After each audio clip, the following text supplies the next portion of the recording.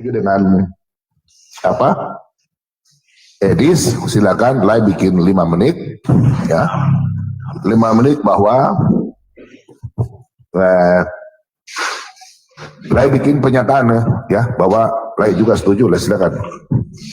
Nanti saya akan bantah pakai saya punya. Silakan, live. 5 menit yang sudah belum? Oke semuanya ya, selamat malam.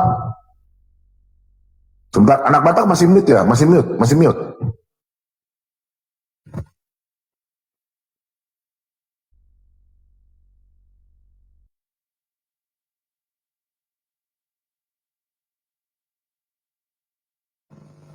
Teman-teman bisa dengar suara saya enggak ya?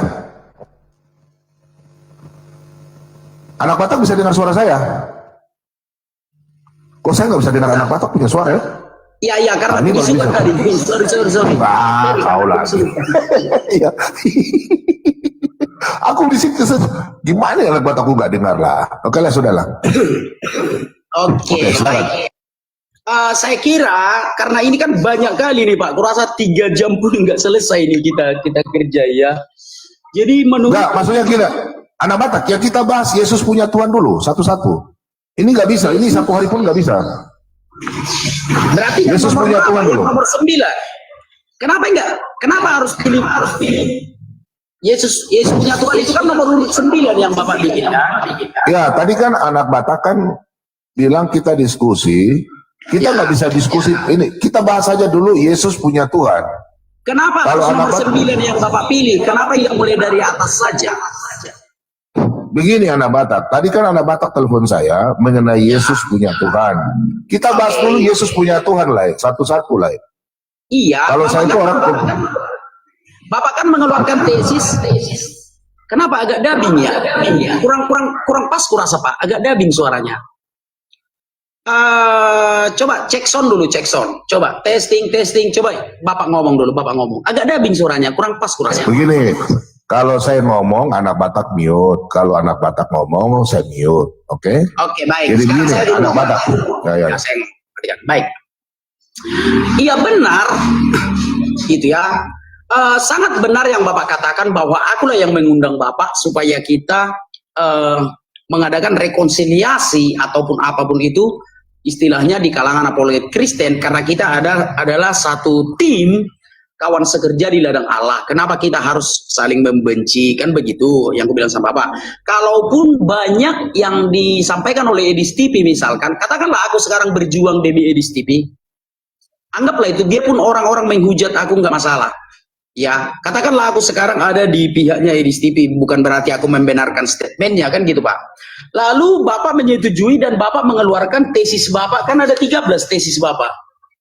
1, 2, 3, 4, 5, 6, 7, 8, 9, 10, 11, 12, 13. Nah kita bahas satu persatu. Kenapa Bapak langsung pilih nomor 9? Kenapa enggak nomor 1 dulu itu Pak? Silakan Pak dijawab Pak. Jawab, Pak. Itu terbalik. Sebenarnya Yesus punya Tuhan itu yang pertama. Terbalik lah. Yesus punya Tuhan.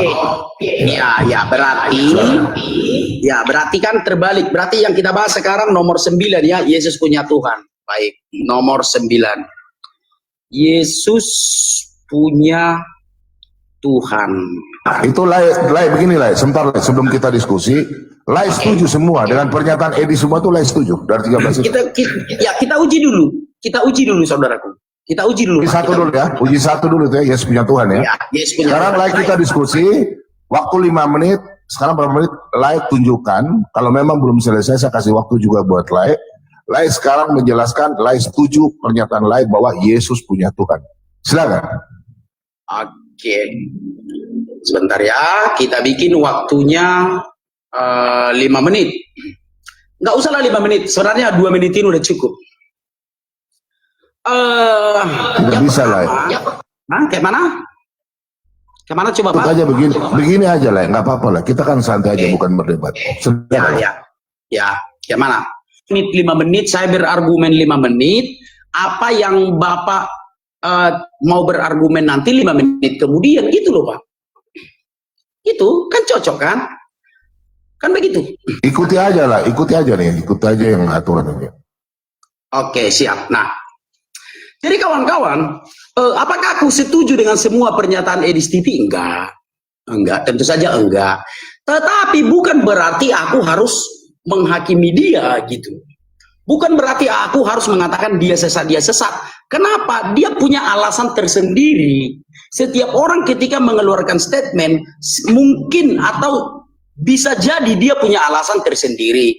Dan aku sudah mempelajari bahwa kawan-kawan mengirimkan kepadaku banyak video-video ya. Banyak sekali video-video kawan-kawan kirimkan sama aku, maka aku mempelajari video-video ini.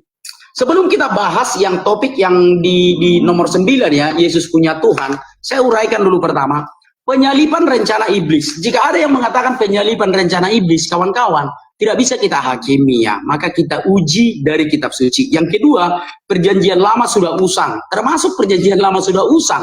Kenapa harus kita menghakimi orang yang mengatakan perjanjian lama sudah usang? Yang ketiga, Tritunggal dibuang ke tong sampah. Enggak usahlah ke tong sampah. Artinya Tritunggal ini tidak dipakai pun enggak apa-apa. Gitu ya. Sebab Tritunggal itu kan rumus atau metode untuk mengenal Allah. Sekalipun aku percaya bahwa metode itu yang lebih mengenalkan aku lebih mudah kepada Tuhan. Aku berdoktrin Tritunggal gitu. Tapi bukan berarti kita harus memaksakan doktrin itu harus dipakai oleh semua orang. Yang keempat, poligami ya, nanti kita bahas. Orang Kristen tidak boleh poligami, tetapi banyak tokoh-tokoh di Alkitab berpoligami. Nah, jadi nanti kita uji. Yang enam, Tritunggal hierarki. Benar kali pun, memang Tritunggal itu adalah hierarki ajaran turun-temurun.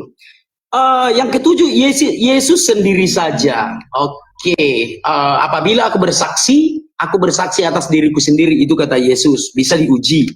Alkitab sudah tidak original, bisa diuji. Karena Alkitab yang kita pakai sekarang itu kan adalah bukan Alkitab yang dikanon.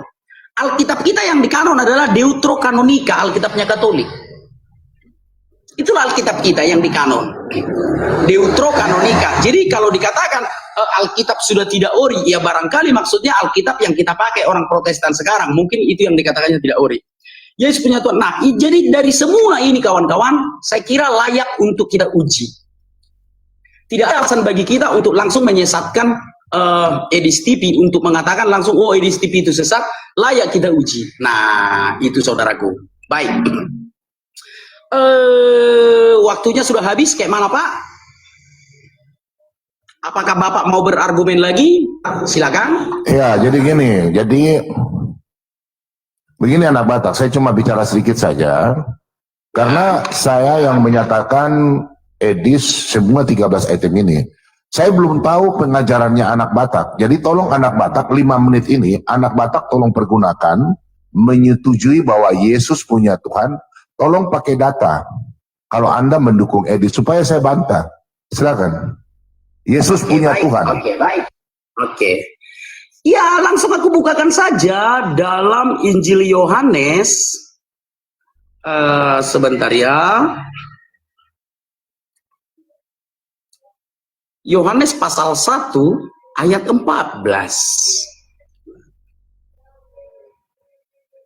Nah, saya buka layar saja kawan-kawan ya. Saya langsung buka layar saja. Nah, Firman itu telah menjadi manusia dan diam di antara kita, dan kita telah melihat kemuliaannya, yaitu kemuliaan yang diberikan kepadanya sebagai anak tunggal Bapa, penuh kasih karunia dan kebenaran. Jadi ketika Firman itu menjadi manusia, kemanusiaannya itu bukan ilahi. Jadi kemanusiaan Yesus itu adalah benar-benar manusia, kemanusiaannya.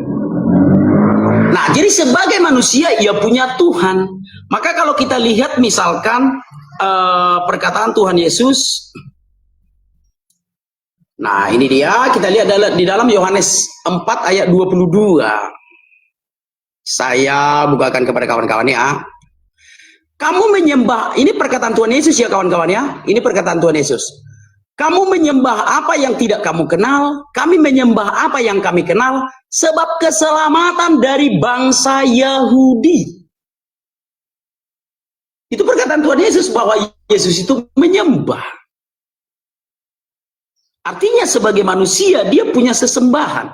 Mana ada manusia yang tidak punya sesembahan? Jadi sekali lagi ya, itu perkataan Tuhan Yesus ya kawan-kawan ya. Ini dia.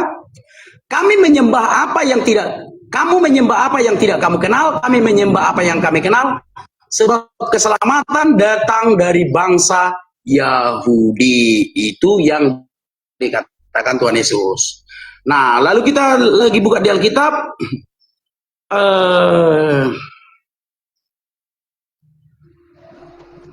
Kawan-kawan lihat lagi di dalam Yohanes 20 ayat 17, saudara-saudaraku.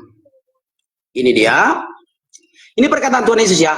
Kata Yesus kepadanya, janganlah engkau memegang aku, sebab aku belum pergi kepada Bapa.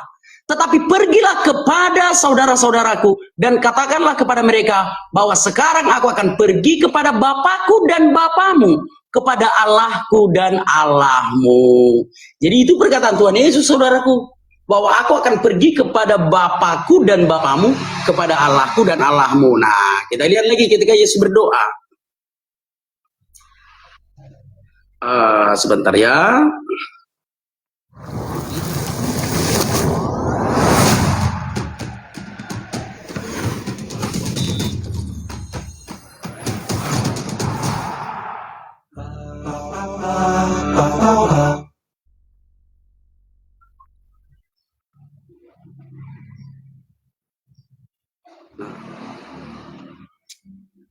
Ini dia, kita lihat kawan-kawan.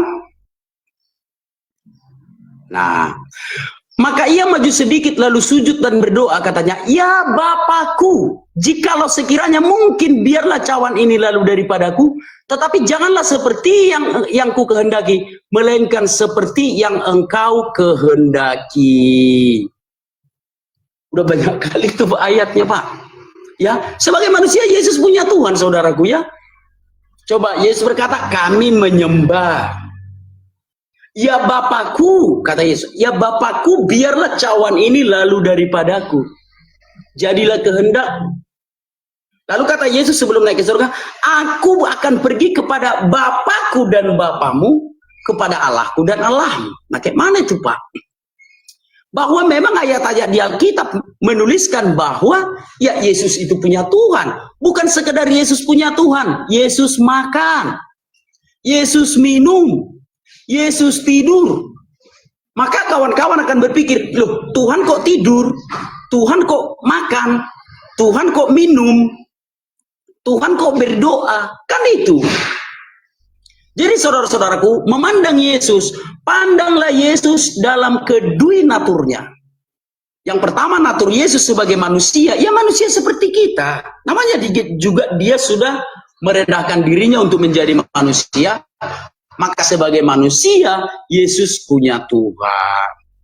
Itu saudaraku dengan ayat-ayat Alkitab yang sudah ku jelaskan lagi. Jadi pernyataan bahwa Yesus punya Tuhan yang dikatakan Edi Stipi menurut saya tidak salah. Itu saudaraku yang bisa ku jelaskan. Silakan dibantah, Pak. Oke, silakan. Begitu loh. Oke, baik. Ya, saya bantah satu-satu dulu ya. Oke. Ya, yang pertama Yohanes 1 ayat 14. Pada mulanya adalah firman, firman itu bersama-sama dengan Allah, dan firman itu adalah Allah, dan firman itu telah menjadi manusia. Nah, saya hanya bantah dengan Kolose 2 ayat 9 ya. Kolose 2 ayat 9. Jadi Yesus itu bukan seperti manusia biasa ya. Kalau anak Batak mengatakan Yesus punya Tuhan dalam keadaan manusia, bagaimana dengan Kolose 2 ayat 9? Sebab dalam dialah berdiam secara jasmaniat seluruh kepenuhan kealahan. Kapan? Pertanyaan saya sama anak Batak. Kapan kealahannya itu keluar dari Yesus?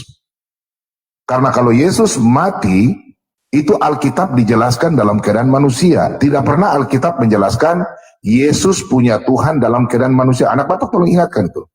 Saya ingatkan, tidak ada ayat Alkitab mengatakan Yesus punya Tuhan dalam keadaan manusia. Tidak ada ayat Alkitabnya. Yang ada adalah Yesus mati dalam keadaan manusia. 1 Petrus 3 ayat 18. Kemudian ini ya, 1 Petrus 3 ayat 18, Yesus mati dalam keadaan manusia. Kemudian Yesus berdoa dalam Ibrani kayak anak Batak tolong catat, Ibrani 5 ayat 7, ini Alkitab menjelaskan, Alkitab kita ini semua, kita semua Protestan, back to Bible, sola scriptura. Di sini dalam hidupnya, Ibrani 5 ayat 7, dalam hidupnya sebagai manusia ia telah mempersembahkan doa dan permohonan dengan ratap tangis dan keluhan kepada Dia yang sanggup menyelamatkan dia dari maut, karena kesalahannya ia telah dengar. Sekalipun, nah di sini perhatikan, sekalipun ia adalah anak, bukan budak, doulos. Di sini anak, ton paida, ia telah belajar menjadi taat. Nah di sini Yesus sebagai manusia. Jadi Alkitab menjelaskan Alkitab. Jadi Yesus berdoa dalam keadaan manusia. Tidak ada tertulis Yesus punya Tuhan dalam keadaan manusia. Itu saya tidak temukan dalam ayat Alkitab. Nanti anak Batak tolong PR, tolong jelaskan. Kemudian dalam Yohanes 4 ayat 22, yang anak Batak mengatakan bahwa kami menyembah. Nah di sini coba nanti anak Batak tolong ya supaya lebih ini translate-nya coba ya. 4 ayat 22. Di sini Yesus lagi diskusi dengan orang Samaria. Kalau kita dari atas ya. Di sini Yesus menjelaskan di sini sehingga Rasul Yohanes menulisnya begini. Kamu menyembah, dalam arti ini kata kamu nih universal, orang-orang Samaria. Dan kata kami di sini membawa untuk bangsa Yahudi. Kata kami ini bangsa Yahudi, bukan Yesus perorangan. Anak Batak salah tafsir. Kata kami ini merujuk kepada bangsa Yahudi. Mazmur 147 ayat 19 sampai 20. Keselamatan datang dari bangsa Yahudi. Karena nanti di ayat yang ke-22, ayat 24, ini. Ya, ini. Kemudian yang ayat yang sebelumnya ini kan ini, bangsa Yahudi. Yahudi itu anak Batak kan tahu, Yehuda, Lewi, dan Benjamin itu yang hanya diberikan firman Allah yang mereka bisa. Ini. Jadi kata kami di sini adalah kami itu adalah bangsa yang karena ini berbeda dengan Samaria. Kata kami di sini adalah Benyamin, Yehuda, Lewi yang diberikan hak penuh itu kata kami. Bukan di sini merujuk kepada Yesus, tidak. Kalau Yesus bilang aku menyembah, jangan satu ayat ini kita pakai rujukan. Kemudian ya itu saja yang anak Batak bawa di situ karena saya minta satu ayat bahwa ada tertulis secara biblika karena kita ini Protestan ya. Kita Protestan sola scriptura, sola gratia dan sola fide. Tolong anak Batak jelaskan sama saya. Kalau ayat itu saya pikir tidak riskan karena cuma pakai satu ayat yang di sini. Kemudian saya sudah bantah dan Kolose 2. Kapan firman Allah itu keluar daripada Yesus itu? Kalau memang kealahannya itu, karena anak Batak tidak bisa menjelaskan, saya coba tolong anak Batak tolong jelaskan. Yang tadi saya tanyakan. Yang ketiga, anak Batak belum sampaikan tentang kata hamba Tuhan itu, makanya saya belum bisa bantah ya, saya belum bisa jelaskan. Yang saya bantah yang ini saja. Anak Batak punya pernyataan karena Edis itu mengatakan Yesus seorang hamba. Nah, kalau kita lihat dalam Filipi 2, ya, Filipi 2 di sini ya, di sini terjemahan LAI juga kurang pas ya. Di sini. Filipi 2 ayat 6. Yang walaupun dalam rupa Allah tidak menganggap kesetaraan dengan Allah itu sebagai milik yang harus dipertahankan. Ya. Okay. Sudah selesai ya, sudah selesai lah ya. Oke, lanjut. Ya. Oke, baik. Coba perhatikan Bapak ke layar ya. Coba Bapak perhatikan ke layar. Yang Bapak sampaikan dari tadi adalah keilahian Yesus. Aku tidak membantah itu. Maka aku bilang dari awal, memandang Yesus, pandang Yesus dari kedwinaturannya. Yohanes pasal 1 ayat 1 sebagai Allah, benar yang Bapak jelaskan. Tetapi di samping Yesus sebagai Allah, jangan lupa Pak, Yesus itu datang sebagai manusia. Ya kalau manusia punya Tuhan. Nah, lalu kubawakan tadi ayatnya, kami menyembah apa yang kami kenal. Lalu Bapak mengatakan itu tidak merujuk kepada Yesus. Yesus yang membilang kami loh. Apakah kata kami yang digunakan Yesus tidak ikut dia sendiri? Sementara Yesus berasal dari suku Yehuda. Bapak tadi mengatakan kami di situ adalah Benjamin, Yehuda, dan Lewi. Apakah Yesus bukan datang dari bangsa Yehuda? Jadi yang Bapak jelaskan dari tadi itu adalah sisi keilahian Yesus. Aku tidak membantah itu. Dari awal sudah kubilang, memandang Yesus, pandanglah Yesus dari dua sudut pandang itu, sebagai manusia dan sebagai Allah. Itu. Lalu Bapak mengatakan jangan cuma satu ayat itu. Sekarang nih, aku bukakan nih.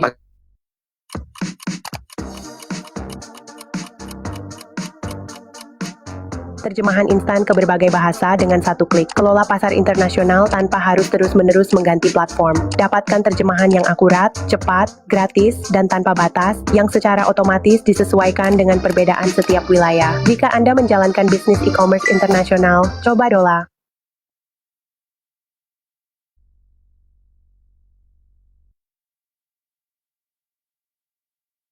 Layar nih sama Bapak. Kata Yesus kepadanya, janganlah engkau memegang aku sebab aku belum pergi kepada Bapa, tetapi pergilah kepada saudara-saudaraku dan katakanlah kepada mereka bahwa sekarang aku akan pergi kepada Bapakku dan Bapamu, kepada Allahku dan Allahmu. Loh, tegas loh Pak.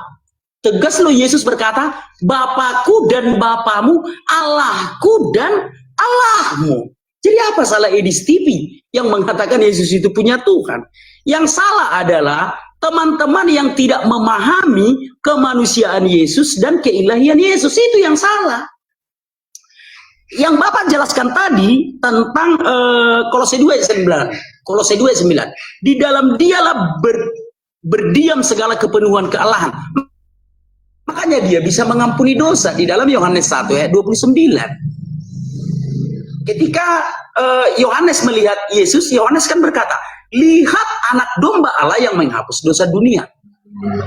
Nah, apakah Yesus sebagai manusia bisa menghapus dosa dunia? Mana bisa manusia menghapus dosa? Maka yang digunakan Yesus untuk menghapus dosa dunia adalah sisi keilahiannya, Yohanes 1 ayat 1.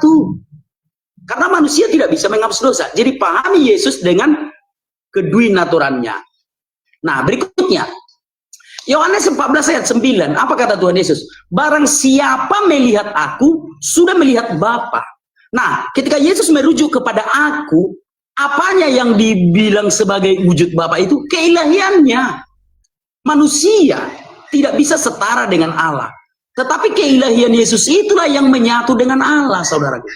Nah, lalu Bapak mengatakan, tunjukkan di mana ayatnya keilahiannya keluar dari tubuh manusianya. Kan begitu tadi kan? Ada saat Yesus menyerahkan keilahiannya. Sebentar ya. Sebentar. Disinilah Yesus menyerahkan keilahiannya. Makanya dia bisa mati dalam keadaan sebagai manusia. Ini dia Pak. Lukas 22 ayat 46. Lalu Yesus berseru dengan suara nyaring, ya Bapa, ke dalam tanganmu kuserahkan nyawanya. Jadi saudara-saudaraku, nyawa Yesus itulah keilahiannya. Kalau tubuhnya itu bukan ilahi itu. Tubuhnya itu manusia. Masa Tuhan bisa makan, bisa lapar, bisa kesakitan? Jadi sekali lagi saudaraku, memandang Yesus, pandanglah Tuhan Yesus dari kedwinaturannya, yaitu Yesus sebagai Allah dan Yesus sebagai manusia. Maka ketika Yesus menyerahkan keilahiannya itu ke surga, ya Bapakku, kepadamu kuserahkan nyawaku. Lalu Yesus menyerahkan nyawanya, matilah Yesus. Seandainya Yesus tidak menyerahkan nyawanya, Yesus tidak akan mati. Tapi karena Yesus sudah menyerahkan keilahiannya, nyawanya ke surga, maka dia mati. Jadi sekali lagi, ketika Edis TV mengatakan Yesus punya Tuhan, secara alkitabiah tidak salah menurut kajian saya. Begitu saudaraku ya, menurut saya tidak salah, karena Yesus datang ke dunia sebagai manusia. Bukan berarti dia bukan Allah, gitu loh. Bukan berarti dia bukan Allah. Yesus datang ke dunia sebagai manusia, sebagai Allah. Filipi 2 ayat 6 dan 7, Yesus datang sebagai Allah. Kolose 1 ayat 15, Yesus datang ke dunia sebagai Allah, dan juga sebagai manusia. Nah makanya Petrus mengatakan, atau menuliskan, ia yang dibunuh dalam keadaan sebagai manusia. Paham saudara-saudaraku ya? Jadi Yesus itu adalah wujud Allah yang menjadi manusia. Sekali lagi, menurut saya pernyataan Edis TV yang mengatakan Yesus punya Tuhan, menurut saya tidak salah. Itu saudara-saudaraku dengan keterangan yang kujelaskan tadi. Itu Pak, silakan dibantah Pak.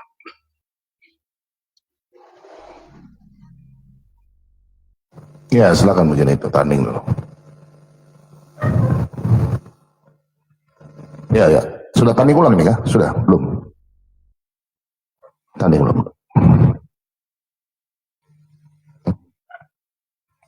Tani kuno. Oh sudah. Ya, tolong anak Batak dicatat ya. Saya pikir anak Batak tidak mengerti tadi ya. Yang pertama, sebelum saya jelaskan Yohanes 20:17, saya bantah itu. Tolong anak Batak tolong catat, karena pernyataan anak Batak ini, minta maaf saya bukan nuduh ya. Tolong anak Batak menjelaskan tubuh Yesus itu manusia dari Bunda Maria atau tubuh dari sorga. Yang kedua, rohnya. Roh manusia atau roh keilahian, karena tadi anak Batak menyatakan pada waktu Yesus mati dia menyerahkan keilahiannya di situ. Pertanyaan saya, roh yang dalam Yesus itu roh manusia atau roh keilahian? Kemudian anak Batak minta maaf, saya harus berbicara langsung. Tolong anak Batak menjelaskan yang pribadi itu yang mana? Ya, kita kembali ke Tritunggal. Yang pribadi itu yang mana? Sang Firman, Bapa, Firman, dan Roh Kudus, atau setelah menjadi manusia batu dikatakan pribadi. Yang kedua, saya ingin tahu ini anak Batak karena saya belum pernah ini ya. Itu yang kedua tentang mana yang pribadi. Kemudian coba anak Batak jelaskan itu pribadi itu. Kemudian yang ketiga, anak Batak tolong jelaskan apakah kemanusiaannya Yesus dengan keilahiannya Yesus selama dia menjadi manusia itu terpisah atau tidak? Nah, kemanusiaannya Yesus dengan Sang Firman itu kan telah menjadi manusia, karena anak Batak larinya ke sini. Pertanyaan saya, di situ berapa pribadi setelah menjadi manusia? Apakah 2 pribadi atau 1 pribadi? Tolong jelaskan sama saya itu, karena saya takutnya anak Batak larinya ke Nestorian. Minta maaf. Orang yang bisa menilai, kalau orang ini paham ya. Jadi supaya ini lebih jelas, karena tadi penjelasannya sudah lari ke situ. Minta maaf, makanya tadi saya, ini benar atau tidak? Coba anak Batak jelaskan, karena saya punya penjelasan itu, anak Batak tidak bantah, jadi di situ saya menjelaskan. Saya tahu Yesus itu manusia. Contoh saya bantah dengan Filipi 2 ayat 6 dan 7 dan 2 Yohanes 1 ayat 7. Saya sudah ada peringatan jadi ya. 2 Yohanes 1 ayat 7, di situ dikatakan ya, siapa yang tidak mengaku Yesus adalah manusia, dia adalah antikris. Nah, di situ pemahamannya di Filipi 2, di situ ada bahasa Yunani huparkon. Ada dalam keadaan Allah, ada. Jadi Yesus Allah dan kemanusiaannya itu tidak terpisah. Filipi 2 dan Kolose 2:9. Jadi kalau anak Batak mengatakan Yesus punya Tuhan, memakai ayat itu berarti anak Batak memisahkan. Itu bisa jadi Nestorian. Ya, tidak boleh kita memisahkan itu. Ya, coba anak Batak nanti jelaskan yang pertanyaan saya. Yang kedua saya jawab Yohanes 20 ayat 17. Anak Batak tolong jelaskan sama saya pada waktu Yesus mengatakan Allahku, Allahmu, ya, Bapamu, Bapakku. Apakah di situ Yesus bangkit sudah memakai tubuh keilahiannya, atau dia masih pakai tubuh manusia? Kalau anak Batak setuju dengan saya memakai tubuh dari sorga dalam arti tubuh kemuliaan, sesuai dalam 1 Korintus 15 ayat 50 sampai 54, ya. Berarti di situ anak Batak setuju dengan saya bahwa ini adalah nubuatan. Di dalam tolong anak Batak catat saja, Mazmur 45 ayat 7 dan 6. Ya saya baca ya. Kan saya udah kena peringatan di sini, nanti sebentar baru saya akan ini lagi ya. Saya kasih tunjuk, saya baca dulu ya. Mazmur 45 ini adalah nubuatan ya yang harus Yesus sampaikan sesuai dalam Lukas 24 ayat 44 sampai 46. Yesus katakan, semua yang tertulis dalam kitab Taurat, kitab Mazmur, kitab para nabi harus digenapi. Mazmur 45 ayat yang ke-7. Di sini dikatakan, engkau mencintai keadilan dan membenci kefasikan, sebab itu Allahmu telah mengurapi engkau dengan minyak. Jadi Yesus harus kembali kepada Allah, karena Yohanes 8 ayat 42, Yesus berkata, aku keluar dari Bapa. Jadi Yesus harus kembali kepada Bapa. Yesus berbicara sebagai keilahiannya karena kata aku, anoki, anihu. Yesus berbicara secara ontologi, egoemi. Jadi situ Yesus lagi berbicara karena Yesus memanggil Bapa Allah. Begitu pula juga Bapa memanggil Yesus Allah. Karena sama-sama Allah. Kita tahu. Coba kita baca dalam Ibrani 1 ayat 8. Ya, anak Batak ya. Ibrani 1 ayat 8, di sini dikatakan tetapi tentang anak ia. Anak itu Yesus, ia di sini Bapa. Tahtamu ya Allah, di situ Bapa memanggil Yesus juga Bapa. Bapa juga panggil Yesus Allah. Jadi Allah mengurapi Yesus. Oke. Saya kira begitu dulu anak Batak ya. Ya. Ini waktu sudah habis, silakan anak Batak bantah. Coba Tok.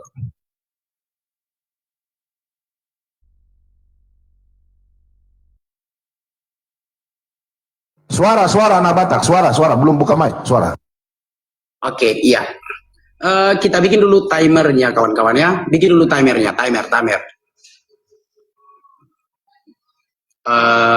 Sebentar. Kita tanding ulang. Coba Bapak bikin waktunya. Tanding ulangnya. Terima. Oke, baik. 1, 2, 3, 4, 5. Baik, yang pertama, apakah tubuh Yesus itu manusia? Tubuh Yesus itulah yang manusia, karena tubuh itu bisa merasakan sakit, tubuh itu memerlukan nutrisi makanan, tubuh itu memerlukan waktu untuk tidur, karena Yesus tidur, Yesus makan, dan Yesus kesakitan ya ketika dia disalib. Jadi tubuhnya itu manusia, tubuh Yesus itu bukan Tuhan kawan-kawan ya. Lalu ketika Yesus ada di dunia, apanya yang Tuhan? Rohnya. Roh Yesus itulah yang Tuhan. Gitu ya.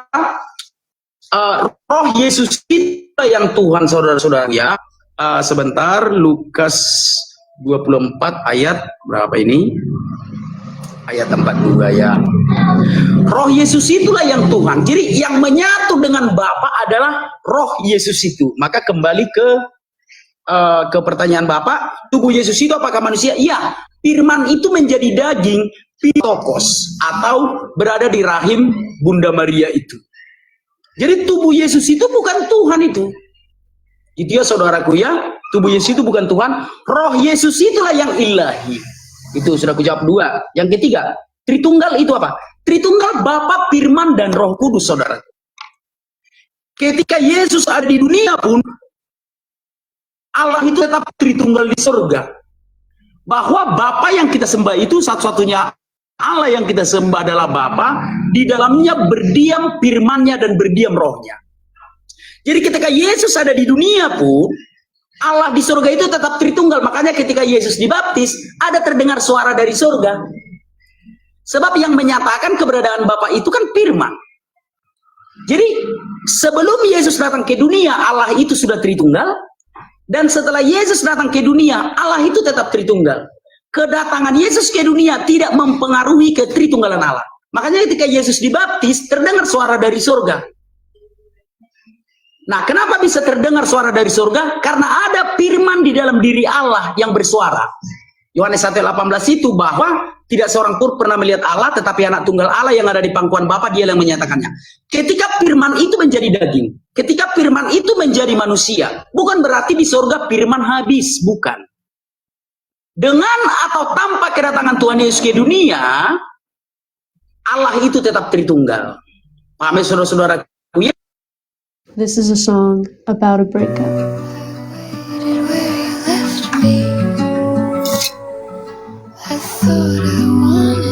No, it shouldn't sound like heartbreak.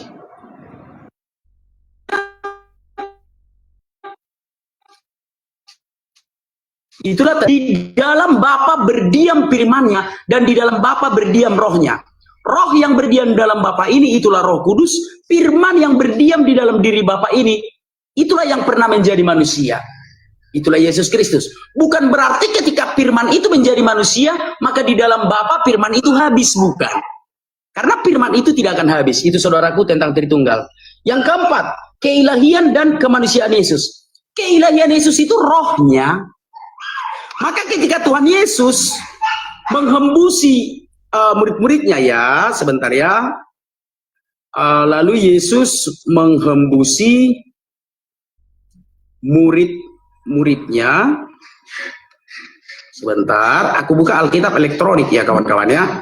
Coba lihat ke layar. Coba lihat ke layar saudaraku. Biar kutunjukkan. Nah, ini dia. Aku bacakan saja, mungkin tidak jelas di sana ya. Yang jelas Yohanes 20 ayat 22. Dan sesudah berkata demikian, ia menghembusi mereka dan berkata, terimalah Roh Kudus. Jadi Yesus menghembusi mereka, menghembusi orang-orang yang ada di situ, murid-muridnya. Terimalah Roh Kudus. Kenapa? Karena Roh Yesus itulah yang ilahi. Tubuh Yesus itu tidak ilahi. Karena tubuh Yesus itu adalah ilahi yang menjadi daging. Karena sudah menjadi daging. Sebagai manusia sudah menjadi daging, maka dia manusia. Sekarang kita lihat lagi lebih jelas di Filipi 2 ayat 6 sampai 7. Perhatikan kawan-kawan ya. Jangan kalian pikir Tuhan perlu makan ya. Enggak. Kemanusiaan Yesus yang makan. Tuhan enggak perlu makan. Baik. Yang walaupun dalam rupa Allah tidak menganggap kesetaraan dengan Allah itu sebagai milik yang harus dipertahankan, melainkan telah mengosongkan dirinya sendiri dan mengambil rupa seorang hamba dan menjadi sama dengan manusia. Jadi kemanusiaan Yesus itu tidak akan bisa dibantah. Dia akan tetap menjadi sama dengan manusia. Karena dia datang sebagai manusia itu. Yang kelima, habis waktunya. Habis waktunya. Satu lagi belum kujawab ya Pak, yang kelima ya. Itu. Kita santai aja lah. Santai. Ya. Atau bisa nggak usah lah, kita sportif aja. Sekarang giliran Bapak saja. Giliran Bapak saja. Ya, jadi gini anak Batak. Saya belum mendapatkan penjelasan anak Batak tadi. Karena kami di sini masih menunggu. Apakah tadi berarti Yesus itu punya roh Allah saja ya, tidak ada roh manusia ya? Itu coba anak jelaskan. Berarti Yesus menjadi manusia, dia tidak mempunyai roh manusia, toh? Otomatis di situ. Berarti begitu ya. Kalau anak Batak cocok, coba tolong mengangguk saja. Berarti Yesus punya roh Allah. Ya. Tidak ada roh manusia. Yang kedua, tubuhnya anak Batak belum jelaskan. Ya, yang kedua, yang ketiga anak Batak ya. Tadi anak Batak tidak copy, saya punya pernyataan dalam Yohanes 20:17. Yesus secara ousia, secara kealahannya dia, Yesus memanggil Bapa itu jelas Allah. Bapa juga memanggil Yesus Allah. Tadi saya sudah jelaskan dalam Ibrani.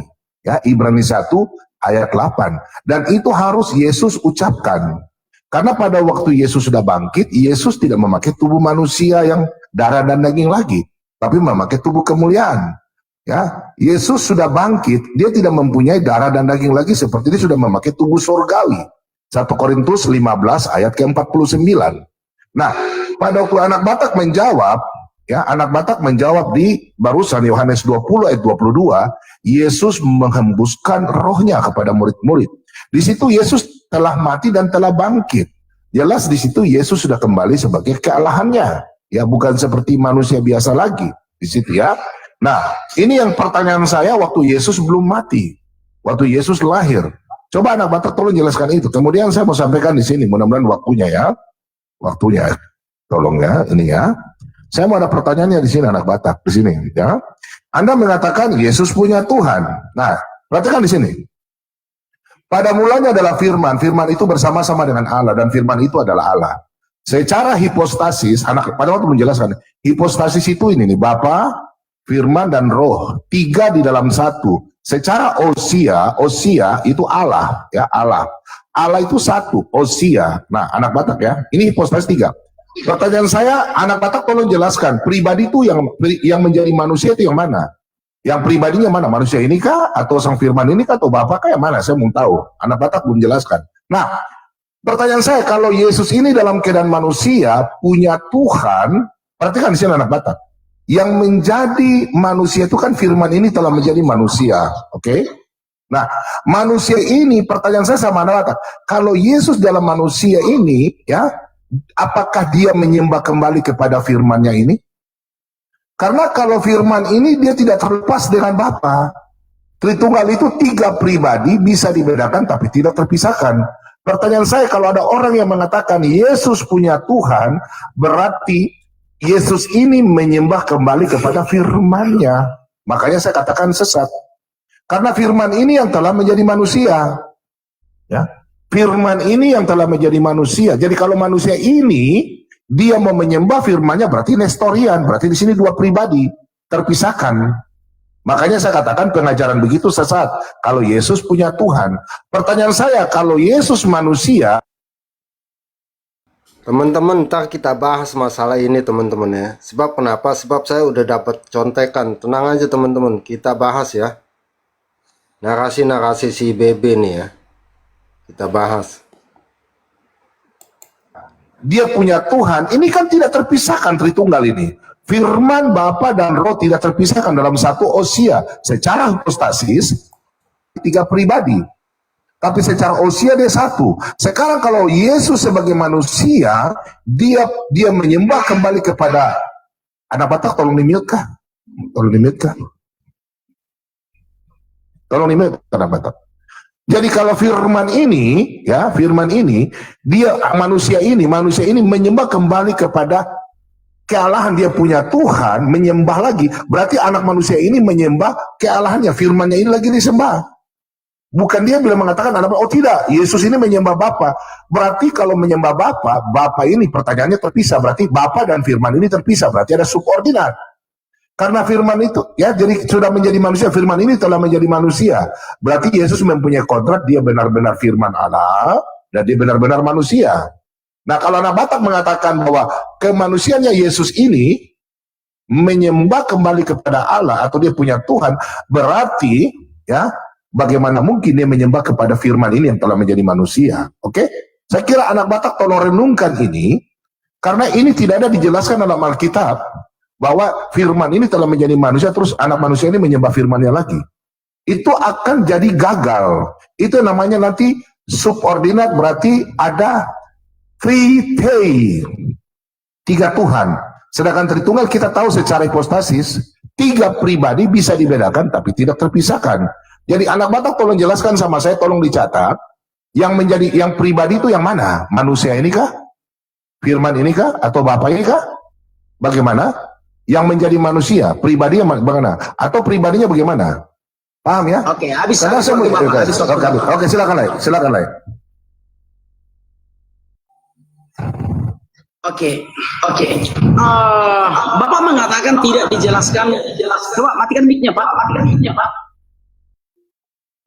Bapak mengatakan tidak dijelaskan dengan di dalam Alkitab. Segala sesuatu dijelaskan di dalam Alkitab. Mungkin Bapak yang kurang teliti tidak menemukannya di dalam Alkitab ya. Jadi Tritunggal itu dijelaskan secara tersirat di dalam Alkitab. Kalau belum menemukan bukan berarti tidak dijelaskan dalam Alkitab. Baik. Aku urutkan saja ya. Jadi semua pertanyaan Bapak itu aku urutkan saja dari awal sampai sekarang biar jangan bolak-balik aku nulis. Pertanyaan Bapak yang ketujuh, Yesus bangkit ilahi? Tidak. Sebagaimana Yesus mati demikian dia bangkit. Kenapa? Karena setelah Yesus bangkit dia masih makan. Bacalah di dalam Lukas 24 ayat 42. Kalau Yesus bangkit sudah dengan tubuh kemuliaan, untuk apa makan? Jadi Yesus bangkit sebagaimana dia mati. Makanya dia berkata kepada Thomas, masukkan tanganmu raba. Masukkan tanganmu raba bekas tombak ini gitu loh. Jadi Yesus bangkit sebagaimana tubuhnya mati. Makanya bisa diraba. Lah apakah sekarang tubuh Yesus itu masih manusia? Tidak. Setelah kenaikannya ke surga, di awan-awan itulah dia berganti menjadi tubuh kemuliaan. Paham ya saudaraku ya? Jadi ketika dia bangkit dari kematian, Yesus bangkit dalam keadaannya sebagai manusia. Karena masih makan dan masih bisa diraba. Tetapi proses kenaikannya ke surga lah, Yesus menjadi tubuh kemuliaan. Itu. Pertanyaan yang ke-8, apakah Yesus memiliki roh manusia? Enggak ada. Satu-satunya manusia di dunia ini yang tidak memiliki roh manusia, Yesus. Yesus tidak memiliki roh manusia. Roh Yesus itu roh Allah, roh kudus. Makanya dia menghembusi murid-muridnya. Terimalah roh kudus katanya. Kenapa? Karena roh Yesus itu adalah roh kudus. Jadi tidak ada roh manusia. Kalau ada roh kemanusiaan Yesus, udah kawin dia. Kalau ada roh kemanusiaan Yesus, mungkin dia udah menginginkan harta dan segala macam. Kalau ada roh kemanusiaan Yesus, ya barangkali dia udah menginginkan jabatan dan segala macam. Tetapi karena roh Yesus adalah roh Allah, dan itu ditegaskan oleh Tuhan Yesus. Kita lihat ya. Lukas 4 ini dia, saudaraku. Yesus yang bilang ya Pak. Nah ini dia. Roh Tuhan ada padaku, oleh sebab ia telah mengurapi aku. Nah itu Tuhan Yesus yang bilang. Jadi roh Yesus itu bukan roh manusia. Roh Yesus itu adalah roh Allah. Itu pertanyaan Bapak yang ke-9. Pertanyaan Bapak yang ke-10, coba jelaskan tentang Tritunggal. Udah tadi Pak, pertama. Jadi semua udah kujelaskan. Baik, sekarang giliran ku bernarasi. Saudara-saudara semua seiman dalam Kristus. Apa yang disampaikan Pak Bom Bom itu enggak salah, sedikit pun tidak salah. Tetapi karena Pak Bom Bom melihat Yesus dalam sudut pandang keilahian Yesus. Enggak salah, sedikit pun enggak salah yang disampaikan Pak Bom Bom. Karena Pak Bom Bom hanya berfokus kepada keilahian Yesus. Makanya Pak Bom Bom itu alergi kalau ada yang mengatakan Yesus itu punya Tuhan. Semoga kawan-kawan paham. Nggak ada yang salah yang disampaikan Pak Bom Bom. Nah demikian juga Edis TV ketika mengatakan Yesus itu punya Tuhan. Tidak salah. Karena Edis TV memandang dari sudut kemanusiaan Yesus.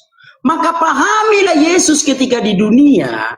Yesus datang sebagai manusia, bukan berarti dia bukan Allah.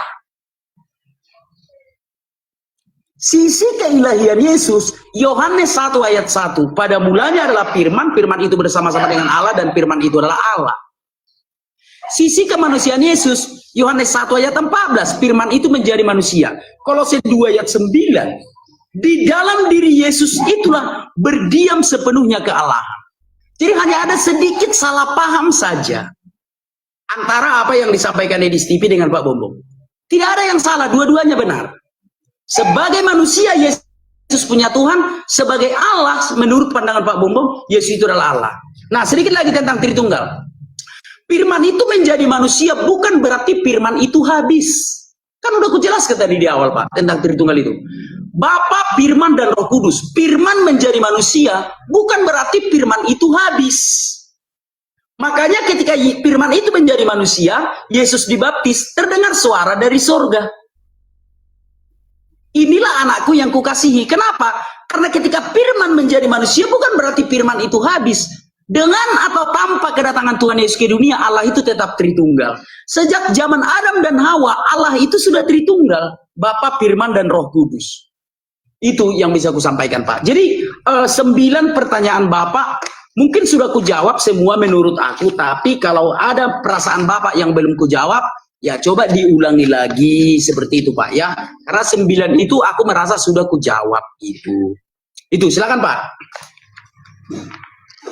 Anak Batak kita TikTok aja 2 kali ya. 2 kali aja. Enggak, langsung kita pakai timer saja. Seperti ini aja pakai timer. Bapak jelaskan aja.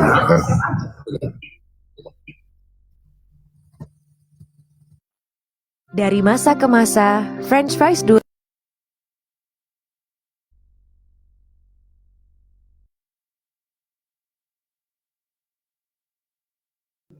Saya akan lihat ini. Oke. Ya gini anak Batak ya. Tadi anak Batak sudah mengatakan Yesus tidak mempunyai roh manusia.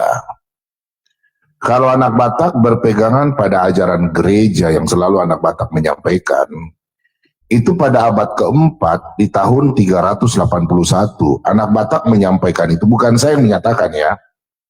Dari bapak-bapak gereja sudah menganatema.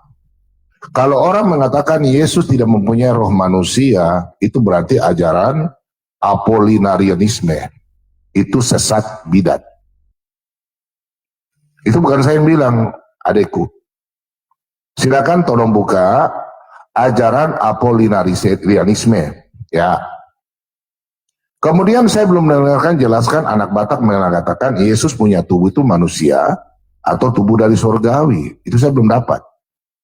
Kemudian di sini anak Batak selalu mengatakan Yesus cuma keilahiannya dia. Saya menyatakan bahwa Yesus tidak pernah kemanusiaannya itu terlepas dengan keilahiannya dia. Nah, jadi Yesus di sini anak Batak tidak bisa menjelaskan tentang apa itu hipostasis, apa itu ousia. Di situ anak Batak belum paham. Tapi saya tahu saya anak Batak pernah sekolah, kuliah ya, pernah dulu, itu dikatakan sama saya. Coba anak Batak tolong jelaskan secara hipostasis.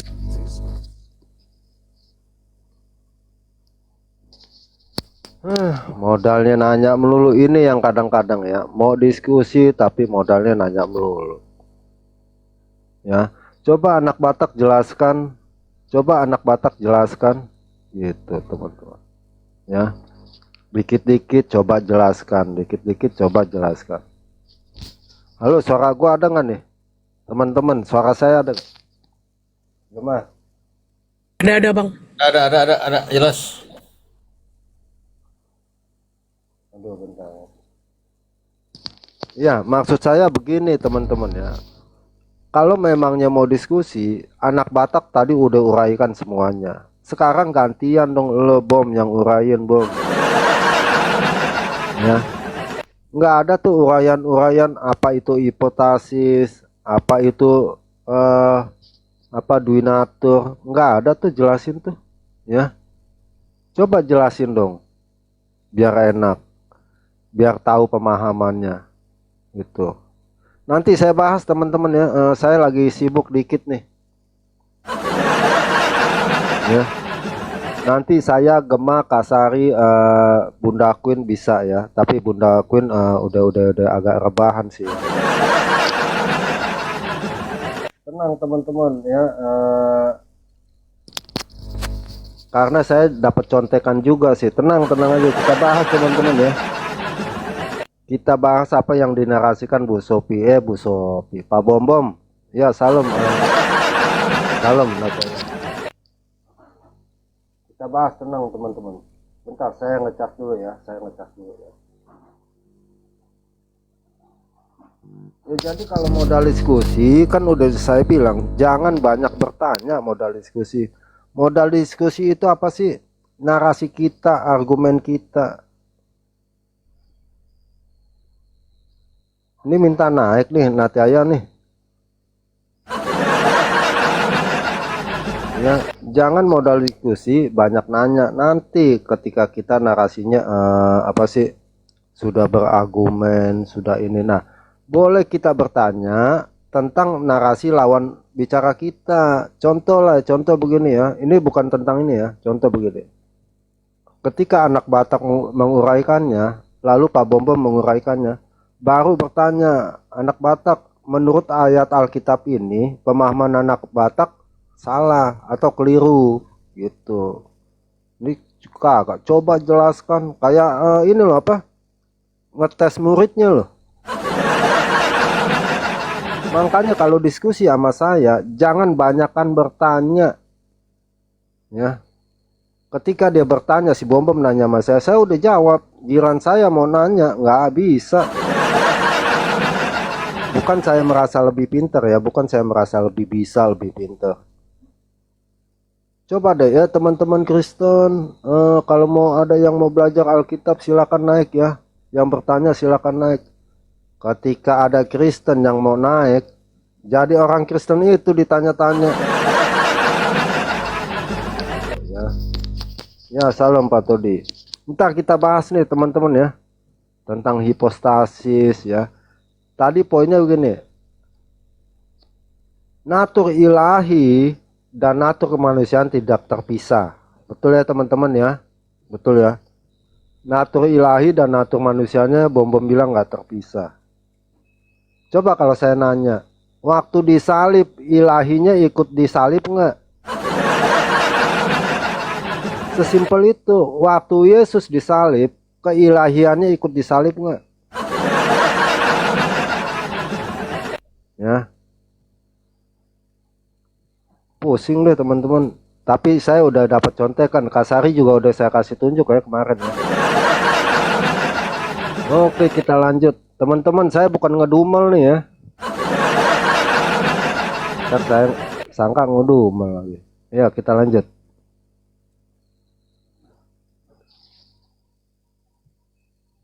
Anak Batak tolong jelaskan di situ. Apa itu perikoresis? Tolong Anda jelaskan. Tolong Anda Batak jelaskan itu. Karena kita diskusi tentang Tritunggal. Kata Yesus punya Tuhan. Tadi saya sudah menjelaskan. Firman itu telah menjadi manusia. Coba Anda Batak mencatatkan. bagaimana mungkin firman ini telah menjadi manusia, anak Batak, pisahkan di situ. Makanya kalau pisahkan berarti di situ nestorian, di situ ada dua pribadi. Anak Batak belum menjawab saya, di situ dua pribadi atau satu pribadi, itu pertanyaan saya. Dan tadi belum jawab pertanyaan saya. Karena kalau anak Batak menjelaskan dia dalam keadaan manusia, berarti terpisah, berarti dua pribadi. Itu nestorian yang sudah dikutuk oleh Bapak Gereja. Begitu maksudnya, anak Batak belum jelaskan, makanya saya belum ada final di sini, saya belum mengerti pemahamannya anak Batak. Ya, jadi tolong jelaskan sama saya, Yesus itu pribadinya atau yang mananya yang pribadi? Anak Batak belum jelaskan di situ, secara hipostasis. Nah, kemudian ya, anak Batak belum menjelaskan sama saya, dia dalam keadaan manusia di situ. Kalau anak Batak mengatakan Yesus itu punya roh Allah saja, roh manusia, berarti di situ penjelasannya tolong jelaskan sama saya. Apakah dia terpisah dengan kemanusiaannya atau tidak? Kalau terpisah, berarti ada dua pribadi. Berarti di situ nestorian. Nah, saya di sini bahwa Yesus memang benar-benar manusia, dia benar-benar Allah. Kolose 2:9. Saya sudah menjelaskan tadi. Filipi 2 ayat yang ke-7. Yang mana ayat yang ke-6? Huparkon. Walaupun ada dalam rupa Allah. Ya, dia tidak terpisah itu, kealahannya dalam manusia tidak terpisahkan, tidak pernah itu. Nah, anak Batak belum jelaskan itu, karena saya belum masuk ke tempat yang lain. Ini masih ujung-ujungnya. Oke, kalau memang anak Batak tidak bisa ini, saya pikir kita sudahin aja. Interaksi saya pikir terakhir ya, karena saya orangnya tidak bisa terlalu, saya tidak bisa tunggu adalah, saya mau diskusi sama Edis. Ya, ini kan anak Batak saya punya lain. Karena abangku kawin dengan Tobing. Ya, abangku sudah marga Simamora. Nah, jadi gitulah ya. Jadi saya nggak bisa menjas anak Batak, adikku ya. Tapi di sini karena kita di sini pembelajaran untuk semua. Di sini nanti biarlah netizen yang menilai. Apalagi orang yang sekolah teologi, mereka bisa mengerti apa pertanyaan saya. Tadi saya sudah jelaskan Yohanes 20 ayat 17. Itu adalah sesuai dengan Lukas 24 ayat 44 sampai 46. Semua yang tertulis dalam kitab Taurat, kitab Mazmur, kitab para nabi harus digenapi. Nah, makanya di situ dalam Mazmur 45 ayat 7, di situ Daud berkata, Allahku, Allahmu. Nah, di situ dalam kitab Daniel, anak Batak tolong catat, karena saya sudah kena peringatan, Daniel 9 ayat 24. Di situ bagaimana yang diurapi, kan kata Kristus diurapi, itu yang maha kudus. Maha kudus itu diurapi. Jadi Bapa mengurapi anak. Sesuai dalam Kisah Rasul 10 ayat 38 di situ ya. Bagaimana Allah mengurapi anaknya, mengurapi Yesus. Jadi Yesus itu, dan kemudian anak Batak, ini sebenarnya saya mau lanjut, kalau mau lanjut bisa, tapi anak Batak tuh jelaskan masalah Tritunggal dan itu masalah pribadi dulu itu, saya belum masalah hipostasis itu. Saya belum paham di situ lah, Iku. Oke lah, Iku ya. Silakan. Oke. Baik. Oke, bikin timernya, Pak. Bikin timernya.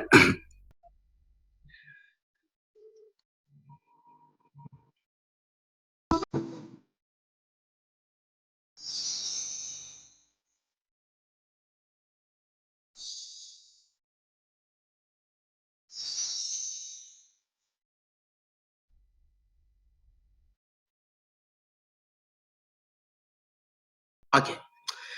Menurut saya sudah jelaskan dari tadi, tapi nggak apa-apa lah, aku urutkan saja lah. Pertanyaan ke-10, ajaran gereja yang dilakukan oleh bapak-bapak gereja pada abad keempat bahwa Nestorian telah dianatema yang mengatakan bahwa Yesus itu tidak memiliki roh manusia. Baik, kenapa lari ke bapak-bapak gereja?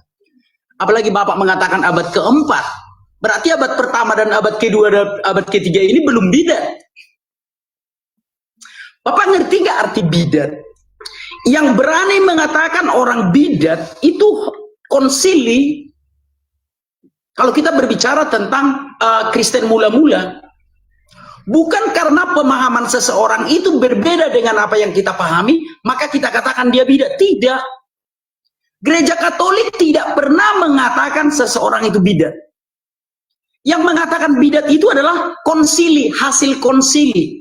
Jadi pada konsili pertama, konsili kedua Vatikan, konsili Yerusalem dan konsili Nikea, harusnya Bapak tahu bahwa seluruh kepala-kepala gereja itu diundang dari seluruh dunia, gereja-gereja timur, gereja-gereja barat. Jadi tidak boleh terlalu gampang kita mengatakan seseorang bidat. Ya, yang menganatema bidat adalah hasil konsili.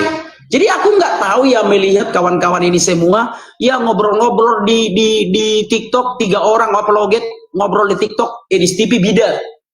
Ngobrol di TikTok, anak Batak bidat. Kenapa terlalu mudah membidatkan? Sementara bapak-bapak gereja sebelum menganatema seseorang itu tersangkut ajaran yang keliru, mereka melakukan konsili dulu.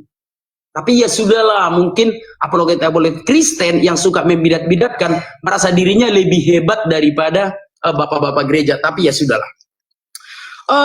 Pada abad keempat dianatema. Jadi abad ke-1 dan ke-2 dan ke-3 tidak dianatema. Kita tidak berbicara tentang doktrin, kita berbicara tentang Alkitab. Berbeda doktrin, berbeda gereja, berbeda doktrin. Berbeda denom, berbeda doktrin. Kita back to Bible. Gitu ya. Oke, aku kena pembatasan, enggak apa-apa.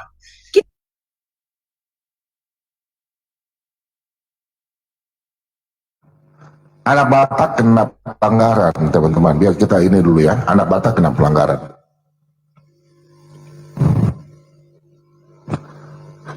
Minta maaf teman-teman ya.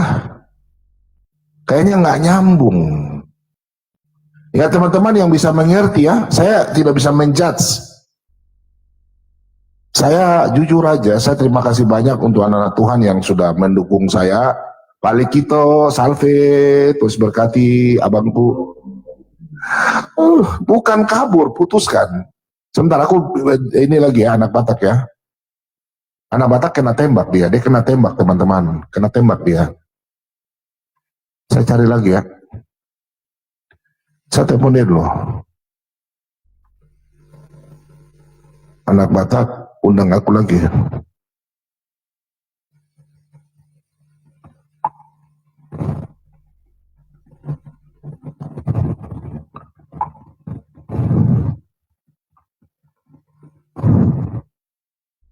Iya, dia kena tembak ya. Aduh, anak Batak ini sudah apolorianisme. Apolorianisme teman-teman sudah ketahuan sekali anak Batak ini. Saya mau kejar doketisme lah. Kalau saya diskusi orangnya profesional teman-teman. Saya, aduh anak Batak ini. Nanti kalian naik ya. Sebentar saya udah anak, sebentar kalian kasih pendapat aja lah tentang anak Batak ini. Aduh parah anak Batak ini. Aduh. Dia ada live kah? Dia masih live kah? Anak Batak kah? Tolong dia colek saya kah?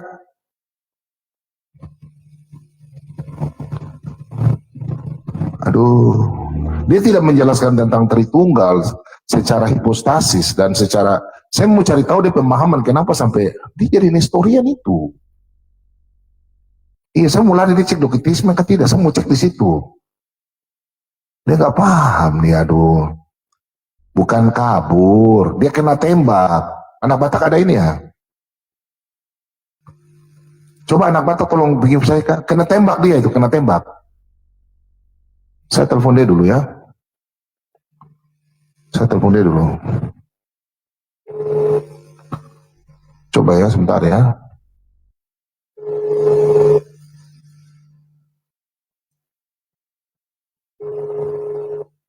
Sebentar dulu ya teman-teman ya.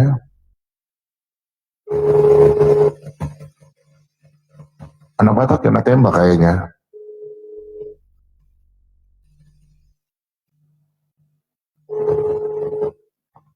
Anak Batak dulu ya.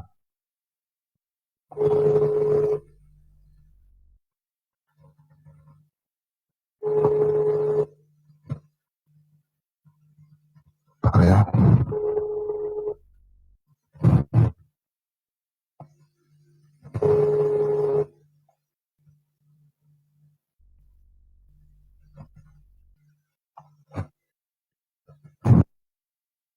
Saya itu dulu ya. Keenam, di abad-abad ketiga, abad-abad satu, abad ketiga, keempat, kelima, ada ajaran doketisme.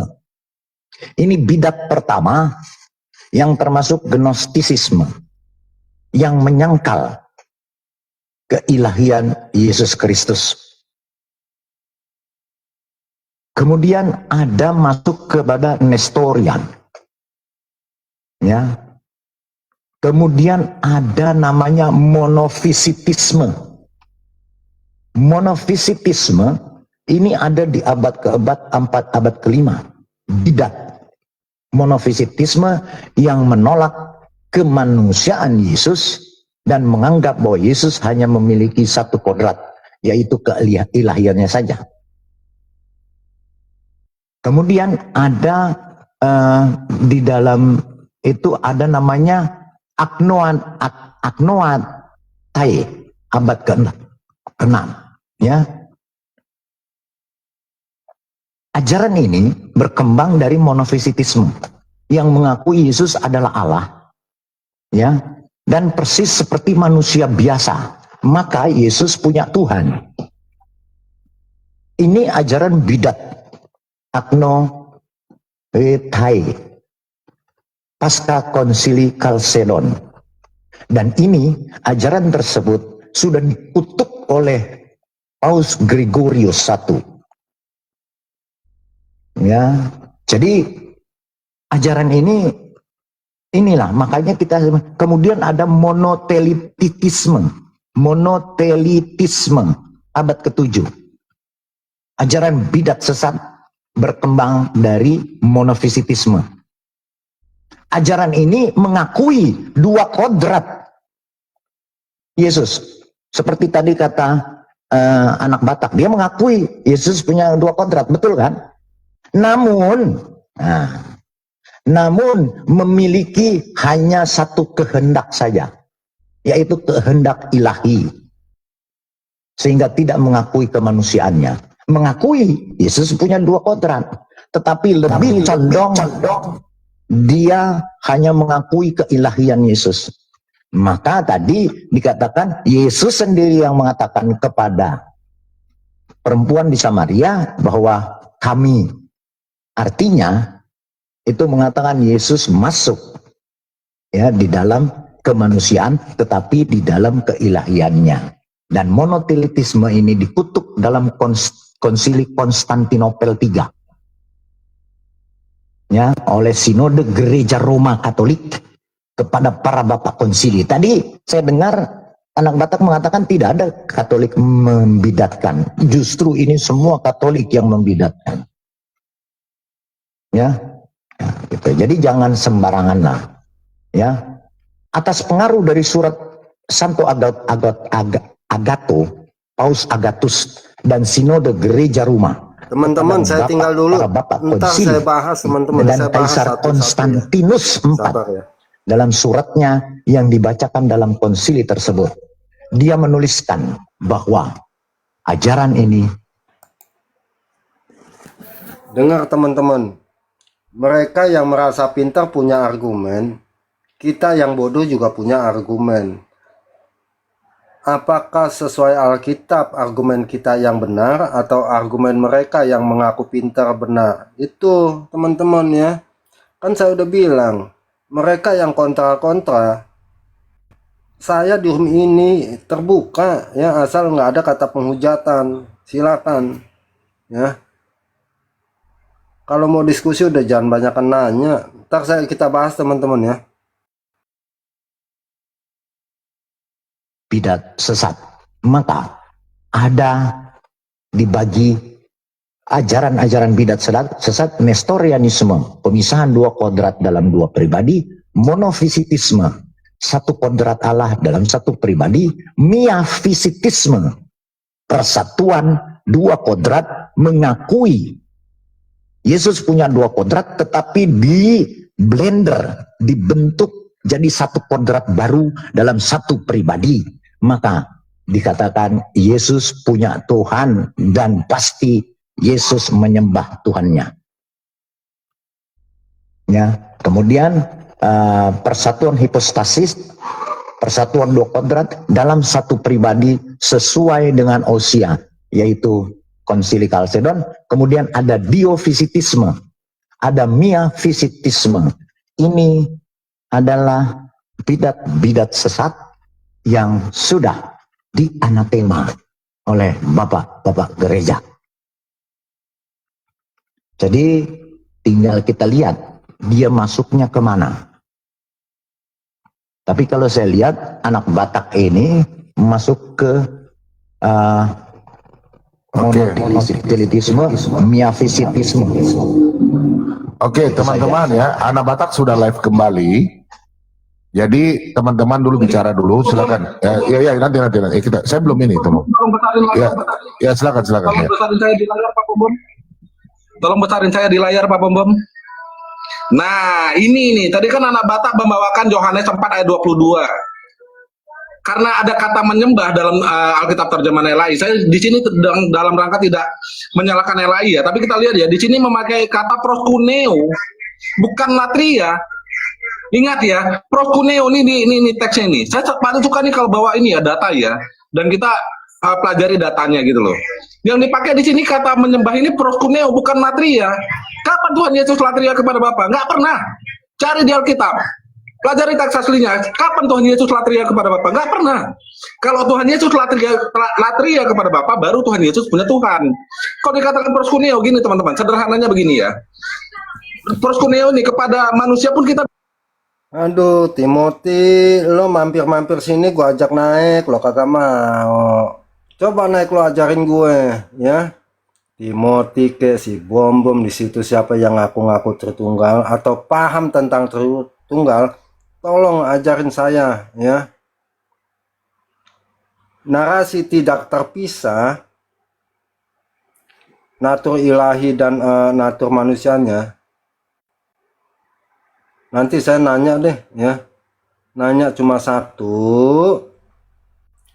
Ketika bilang begitu, apakah yang disalib itu Tuhan atau bukan? Itu, ya. Kalau misalnya komal-komal biasa, ya, ya begitulah teman-teman ya.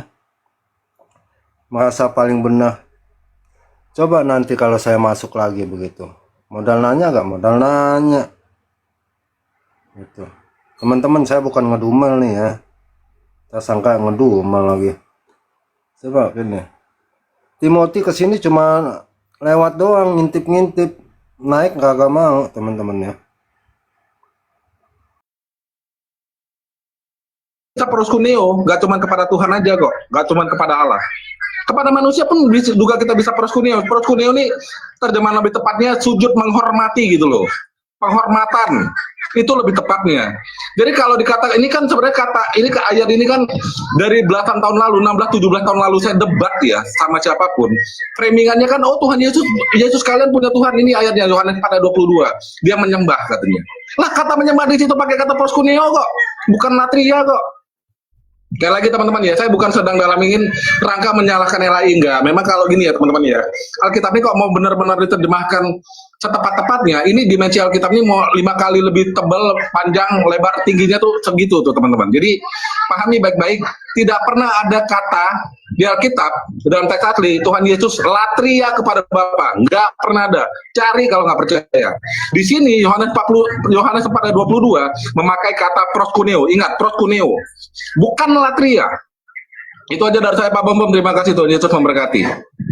Oke, saya tambahkan ya Bapak. Benar Bro Timothy bahwa inilah karena kita ini tidak pernah mau belajar bahasa asli. Maunya cuma terjemahan.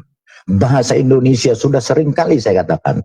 Bahasa Indonesia itu terbatas. Maka akhirnya banyak orang yang mengajarkan kesesatan untuk menyesatkan banyak orang. Contoh, tadi proskuneo, latria, terus kemudian ada dulia, ada hyperdulia.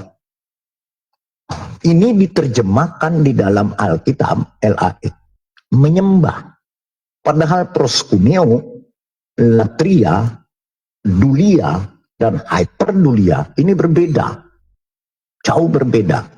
Kemudian contoh kedua tentang hamba Allah. Ya, tentang ton paida dengan doulos. Itu akhirnya ya para bidat mengatakan bahwa Yesus adalah hamba Allah. Maka Yesus punya Tuhan dan menyembah Tuhan. Bunyi seperti itu menyatakan Yesus adalah ton paida. terjemahan LAI hamba. Tetapi dari hermeneutika bahasa aslinya Tonpaida itu adalah putra, anak laki-laki. Berbeda. Udah dibilangin teman-teman ya, mereka kalau nggak setuju dengan LAI, bikin terjemahan sendiri teman-teman, simple ya. Simple, mereka kalau kagak ada yang setuju dengan LAI, bikin tuh terjemahan seperti ILET ya, atau terjemahan yang dari yang lain. Simple, sesimpel itu teman-teman ya. Kita harus menghargai juga ya penterjemah LAI. Sampai sekarang itu seluruh Indonesia memakai LAI, nggak dari Katolik, nggak dari Ortodok ya, itu memakai terjemahan LAI teman-teman ya. Ya, salam Paipel, salam. Shalom, shalom. Ya, apa kabar Paipel? Saya baik, tapi Baik, ke 11 Belanda udah pulang. Siapa udah Saya pulang? ke 11-an Belanda. Oh, udah pulang, kenapa kalah? Dia kalah main 1-1 Sama penalti. siapa? Kalah sama siapa? Maroko. Iya, ilu. Oh, Jerman juga kalah ya? Iya, Jerman kalah sama Paraguay.